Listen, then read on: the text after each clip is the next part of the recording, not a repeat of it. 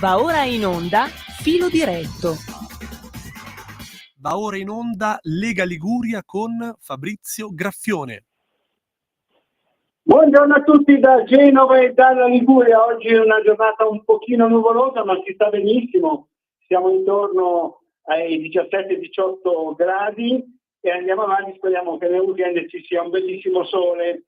Dunque passiamo subito al nostro primo ospite della mattinata, che è il nostro consigliere comunale a Genova, Alessio Bevilacqua.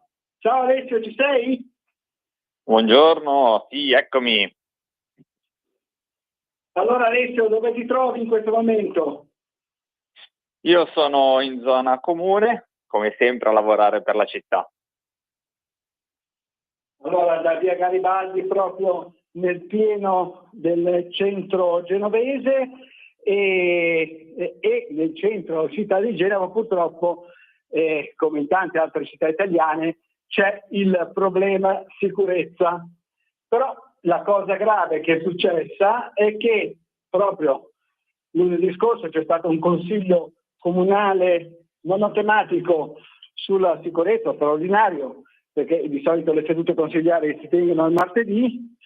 Si è discusso molto, insomma la maggioranza di centro-sinistra, che mi sembra sempre più a sinistra anziché al centro, ha un po' rifiutato i vari documenti presentati dal centrodestra e c'è stato un fatto un pochino grave, nel senso che il documento finale sulla sicurezza, che doveva essere un documento bipartisan, perché la sicurezza è un tema che riguarda tutti, non è stato votato dalla maggioranza e la sindaca Silvia Salis, tra l'altro, al momento del voto finale era addirittura assente, insomma è scappata via per non meglio precisati impegni istituzionali. I consiglieri di centrodestra hanno chiesto cosa aveva così importante da fare rispetto al Consiglio Comunale, alla sicurezza di Genova, e non c'è stata ancora una risposta formale in tal senso. Giusto Alessio? Sì, Fabrizio, andiamo in ordine. Intanto, come hai detto giustamente, vorrei rimarcarla anche io, questa maggioranza di centrosinistra è sempre più a sinistra, a trazione di quei partiti di sinistra che noi ovviamente non abbiamo nulla a che vedere con loro. Parlo di partiti, movimenti con delle linee guida politiche bizzarre come AVS, come 5 Stelle, quindi molto più a sinistra rispetto a quello che si possa immaginare. Hai detto bene, un consiglio monotematico sulla sicurezza. Tra l'altro un consiglio monotematico sulla sicurezza a 5 mesi dal voto, richiesto dall'opposizione, richiesto dal centrodestra, e questo è il primo dato che è bene sottolineare, perché un consiglio che è richiesto dal centrodestra comunque ha visto la partecipazione da parte di tutte le forze politiche con documenti aggiuntivi al testo originale proposto, presentato, con cui è stato calendarizzato il Consiglio. 43 documenti, di cui 42 provenienti dalle forze di opposizione di centrodestra e uno invece sottoscritto da tutti i partiti di maggioranza. E analizzando intanto quel documento che hanno presentato loro, noi come opposizioni abbiamo poi sottoscritto un'impegnativa comune rispetto a quel documento, ma facendo anche una richiesta ben precisa, quella di poter istituire una commissione speciale permanente sulla sicurezza integrata in città. Ovviamente, come da copione, la richiesta attraverso questo emendamento, che tra l'altro ho proposto io a nome di tutta l'opposizione, è stato bocciato, e da lì il primo campanello d'allarme. Poi c'è stato un altro emendamento proposto da alcuni colleghi, bocciato anche questo, e per finire con la votazione conclusiva di quel primo documento che ha dato origine al Consiglio monotematico, che ha visto i soli voti favorevoli del centrodestra, invece una bocciatura da parte della maggioranza di sinistra, senza la sindaco Salis, perché non era presente in aula. Noi abbiamo su questo ovviamente chiesto riscontro dove foste, perché comunque il tema della sicurezza è un tema importante per la città. Io vedere la mia città, la nostra città, Fabrizio, che è oggetto di articoli di cronaca giornalieri, oggetto di inchieste di TV che anche a livello nazionale mostrano certe situazioni ormai insostenibili, invivibili, dove però i cittadini contribuenti genovesi, gli onesti contribuenti genovesi convivono, non va bene. Pertanto, scusa, ti interrompo Alessio, perché scusa, precisiamo, perché fino all'anno scorso c'è stato il centrodestra, ma al governo della città di Genova. Ma per esempio, appena arrivato al centro-sinistra, il centrodestra aveva avviato la sperimentazione del taser, la pistola elettrica, faccio un esempio, per gli agenti della polizia locale, e adesso il nuovo assessore ha detto no, basta, non più il taser agli agenti della polizia locale, che tra l'altro è in dotazione con successo anche ai carabinieri, poliziotti, ma anche alle varie forze dell'ordine in tutto il mondo. Questo è un esempio. Sì, questo è un esempio, ma ti dirò di più, guarda, Fabrizio, ti interrompo un attimo io questa volta, perché dei 43 documenti di cui ti ho detto che sono stati presentati, uno di questi era firma Lega per la sperimentazione nuovamente del taser. Anche questa volta hanno detto di no. Incomprensibile questo loro atteggiamento, hanno detto di no su tutto. Va bene, andiamo avanti, dai. Abbiamo capito un po' che la sicurezza insomma non sta tanto a cuore alla sinistra, almeno così sembrerebbe dagli atti della nuova amministrazione Salis a Genova, ma rimaniamo sul territorio, passiamo un attimino un po' nell'entroterra, poi genovese, un po' nei quartieri periferici dove abiti tu, tra l'altro Alessio, quindi li conosci molto bene, conosci bene quel territorio. C'è la questione della nuova caserma dei carabinieri a Pontedecimo. Ecco, mi sembra che debba sorgere dove c'erano i vigili del fuoco, se non sbaglio, ma diciamo il nostro soccorso è arrivata anche la nostra senatrice spezzina Stefania Pucciarelli, che ha presentato un'interrogazione al Parlamento e le hanno risposto. Ecco, spiegaci un po' com'è andata, Alessio.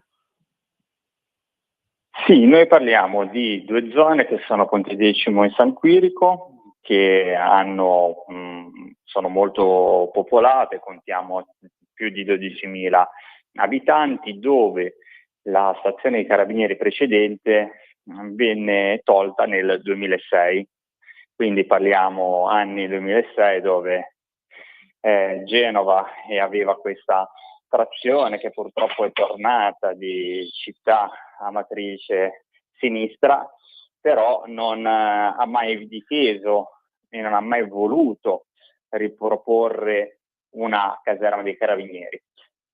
Io, come allora capogruppo Lega nel precedente mandato a gennaio, avevo portato una mozione in aula per chiedere che potesse essere di iniziare l'iter per riportare questo luogo che è importante e necessario per la comunità di Pontedecimo San Quirico. In quell'occasione la mozione venne accolta, tra l'altro la sinistra si astenne davanti a quella richiesta e l'iter però è partito e proseguito.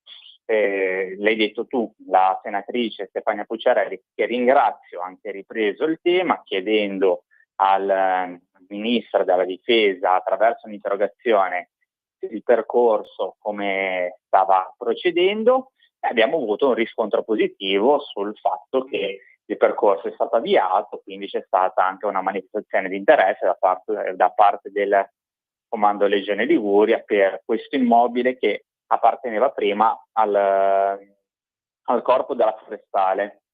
Poi successivamente con l'assorbimento della forestale in carabinieri e vigili del fuoco, inizialmente quel manufatto è passato ai vigili del fuoco, però adesso potrebbe essere a disposizione per quanto riguarda l'insediamento della stazione dei carabinieri. Pertanto un risultato anche grazie alla Lega raggiunto.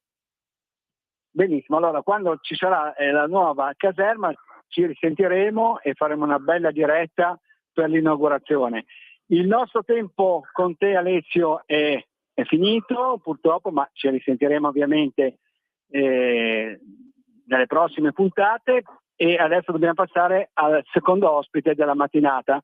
Quindi ti ringrazio, ti auguro una buona giornata e buon lavoro. Ciao Alessio. Ciao a tutti, grazie mille.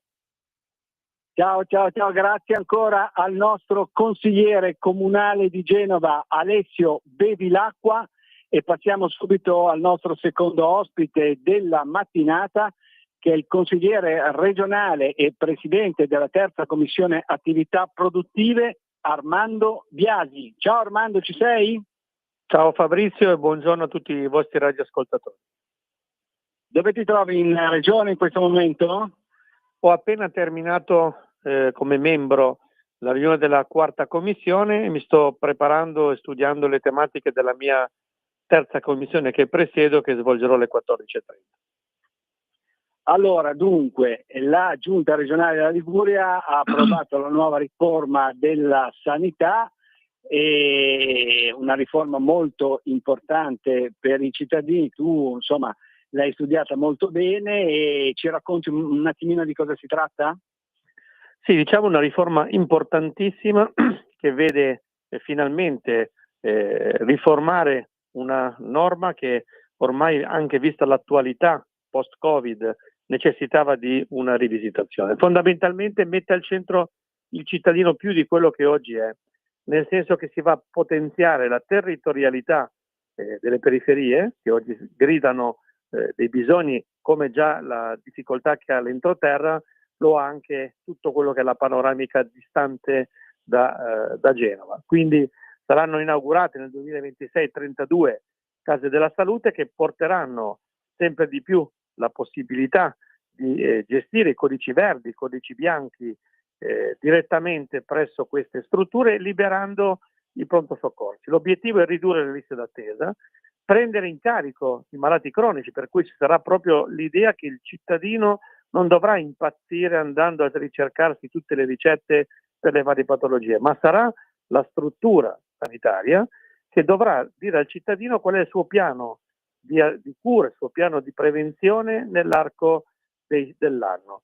La prevenzione sarà posta al centro, perché ovviamente sempre di più la prevenzione riduce i rischi di morte, ma riduce anche quello che sono i costi.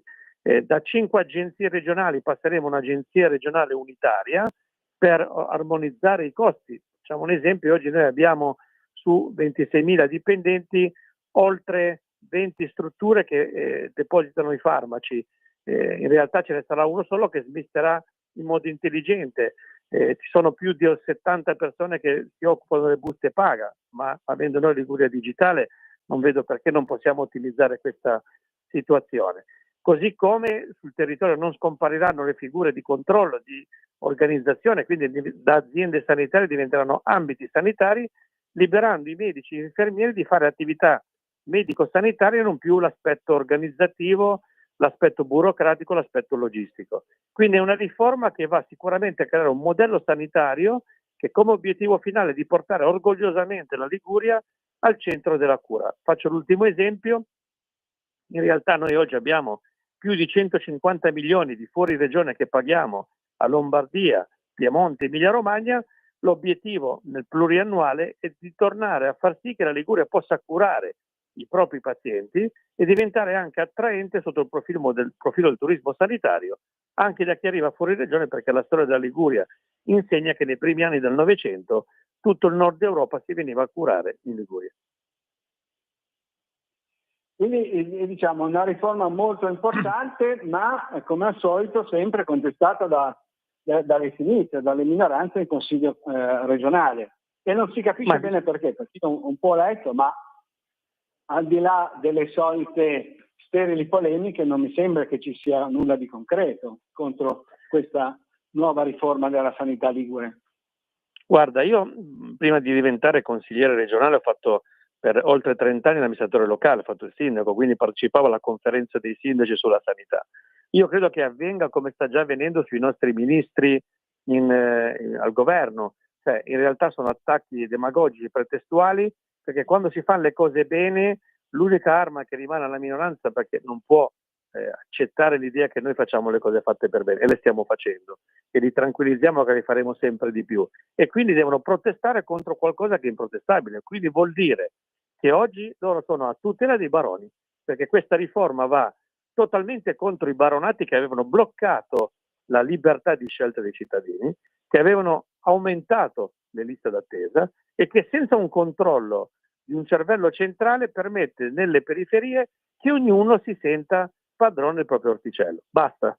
Per cui se le sinistre sicuramente saranno contrarie a questa riforma, vuol dire che volevano difendere l'orticello. È chiaro che ognuno ha la libertà di presentare degli emendamenti che sono migliorativi rispetto alla visione della cornice quadro di questa importante riforma sanitaria, ma il mittente in questo caso è colui che non accetta il cambiamento, che in realtà è un cambiamento che migliora la qualità della sanità per tutti i cittadini. Allora, passiamo al secondo argomento, con te abbiamo ancora 3-4 minuti, Armando, e andiamo sul tuo territorio, ossia l'Imperiese. Finalmente è arrivato proprio l'altro giorno, lungo la linea ferroviaria del Ponente Ligure, fino a Ventimiglia, la nuova elettrificazione del sistema ferroviario. Allora, ci spiega esattamente di cosa si tratta e che traguardo importante che è stato raggiunto per il tuo territorio? Sì, mi sia concessa una premessa da cittadino del territorio del Ponente, oltre che consigliere regionale. Un sentito ringraziamento al vice ministro Edoardo Rixi. In questa circostanza il Ponente Ligure, la provincia di Imperia e la Liguria, sta beneficiando con atti concreti e finanziamenti puntuali di poter aver letto finalmente sul nostro territorio una persona presente che ricopre a livello governativo un ruolo essenziale. Entrando nel merito, Ventimiglia, che è l'ultima città di confine con la Francia, da troppo tempo, da 30 anni, in realtà non poteva beneficiare dell'arrivo di treni che avevano sicuramente una modernità all'interno del loro costruito, che in realtà a livello locale, quindi la città di Ventimiglia, non aveva la potenzialità in potenzialità elettrica di poter far arrivare questi treni e poi proseguire nella parte francese. Quindi tutto quello che era la parte francese era adeguata alle normative europee per l'elettrificazione, quindi per la potenza necessaria che i treni potessero ripercorrere attraverso queste tratte. Quindi attraverso un finanziamento ministeriale, attraverso anche un lavoro di cornice importante del sindaco nostro della Lega, Flavio Di Muro, l'onorevole Di Muro, ha fatto sì che questa filiera del comune, della regione e dello Stato ha permesso, e quest'oggi alle ore 11 sarà proprio in visita il ministro, io sarei voluto esserci, ma quando si hanno dei ruoli vanno esercitati, però siamo degnamente rappresentati dal sindaco e da Edoardo, finalmente quindi possiamo dire che la città di Ventimiglia, come primo comune che confina con la Francia, darà un esempio di un lavoro che il nostro governo sta portando avanti, di migliorare tutto quello che è l'aspetto delle infrastrutture. Quindi sicuramente orgogliosi finalmente di poter dire che grazie al governo Meloni, che grazie al ministro Salvini, al vice ministro prevalentemente del territorio Rixi, la Liguria, ma il Ponente Estremo Ligure, avrà finalmente un servizio che potrà migliorare che cosa? La quantità di treni che percorreranno quel tratto di ferrovie che portano fino al confine, quindi aumentando le corse e aumentando anche le possibilità di percorrenza anche per i turisti che dalla Lombardia, dal Piemonte, da altre parti dell'Europa possono arrivare a visitare i nostri incantevoli luoghi del Ponente Ligure. Allora ti lasciamo alla tua seduta della terza commissione attività produttive in Regione Liguria, di cui sei presidente. Di cosa parlerete oggi pomeriggio, Armando? Oggi c'è un tema che è stato richiesto per parlare delle Cinque Terre, del Parco delle Cinque Terre, come concetto di sviluppo economico, essendo sito UNESCO, con tutta una serie di tematiche, tra le quali la conservazione dei muretti a secco, che sono un aspetto fondamentale della caratterizzazione ligure e della qualità della storia artigianale del nostro territorio. Benissimo, allora ti ringraziamo, ti auguriamo una buona giornata e un buon lavoro. Ciao Armando. Grazie a voi e buona giornata. Grazie ancora al nostro consigliere regionale e presidente della terza commissione attività produttive Armando Biasi, e per il momento da Genova e dalla Liguria è tutto. Linea a Milano da Fabrizio.